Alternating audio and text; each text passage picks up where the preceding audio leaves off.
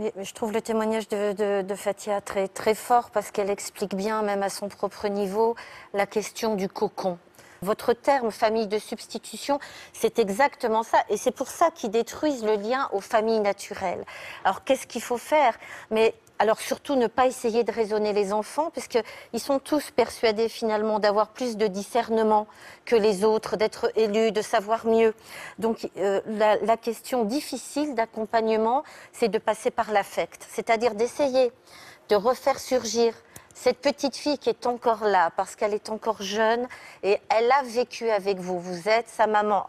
Et même s'ils veulent le détruire et s'ils veulent lui faire croire que vous n'êtes plus sa maman, au fond d'elle, inconsciemment, c'est encore imprimé. Je le travaille tout ça. Et bien sûr.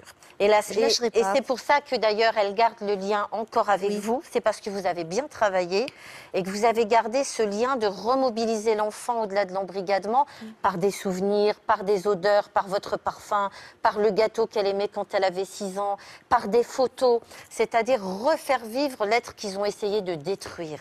Mais quand Gérard nous disait tout à l'heure que son fils lui dit « toi tu utilises ton cerveau » alors que nous ça passe par le cœur. C'est très bien résumé. Ils le disent eux-mêmes, les endoctrinants. Ils disent, moins tu sais, mieux tu crois.